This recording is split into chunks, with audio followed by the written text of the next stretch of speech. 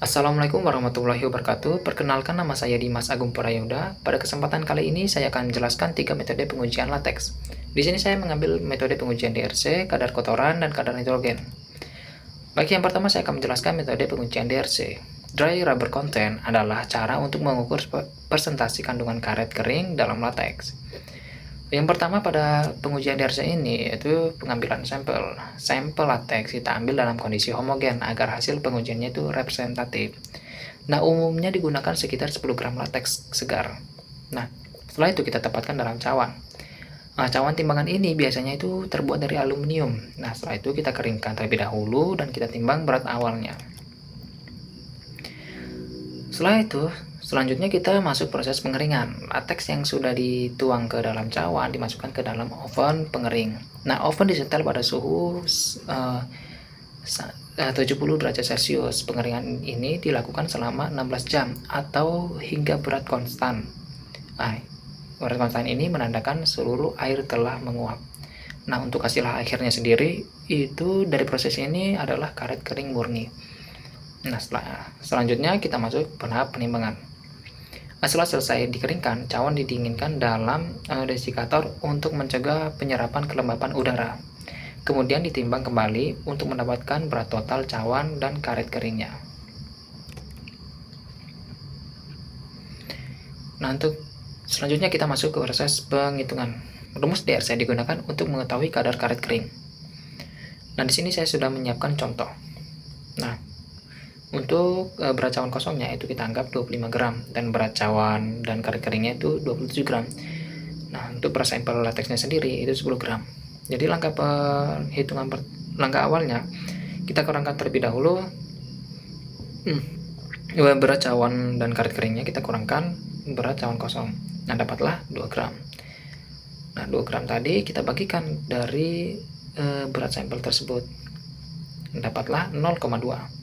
Nah, 0,2 ini kita kalikan 100%, maka dapat 20%.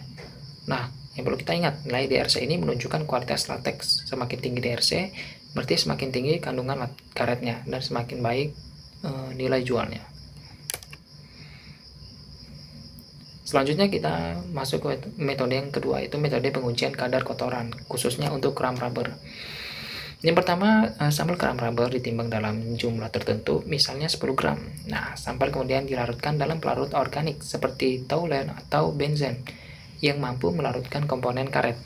Nah, tujuan pelarutan ini adalah untuk memisahkan karet dari kotoran non terlarut seperti pasir, debu, atau serat asing.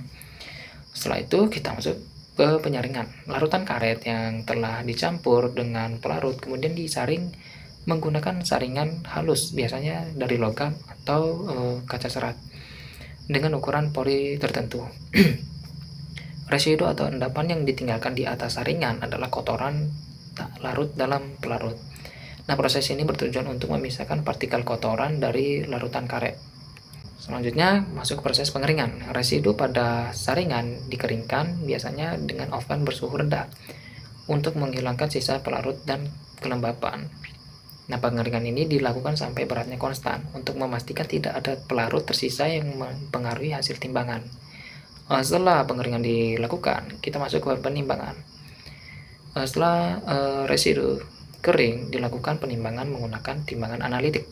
Hasil timbangan ini adalah berat total kotoran dalam sampel. Nah, untuk mencari berat totalnya, kita dapat menggunakan rumus kadar kotoran sebagai berikut. Itu berat residu kita bagikan per sampel, lalu kita kalikan 100%, maka dapatlah nilai kadar kotorannya. Nah, nilai kadar kotoran ini menunjukkan tingkat kemurnian kram rubber. Semakin kecil nilainya, berarti semakin tinggi kualitas karetnya. Selanjutnya kita masuk ke metode yang terakhir, yaitu metode pengujian kadar nitrogen pada kram rubber.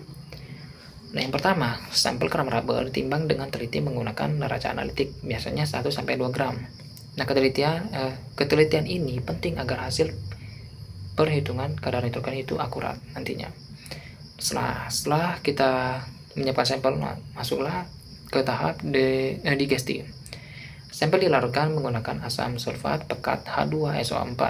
Proses ini dilakukan dalam labo digestor dan dengan pemanasan.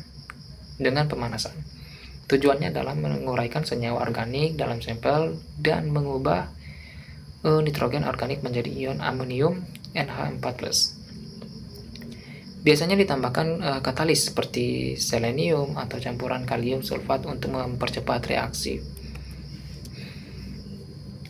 Setelah itu kita lanjut ke destilasi. Setelah digas selesai dan larutan sudah jernih, larutan didinginkan lalu ditambahkan basa kuat NaOH. Ini akan mengubah ion amonium menjadi gas amonia NH3. Gas amonia yang terbentuk kemudian ditangkap melalui proses destilasi ke dalam larutan penampung. Setelah itu kita masuk ke tahap titrasi.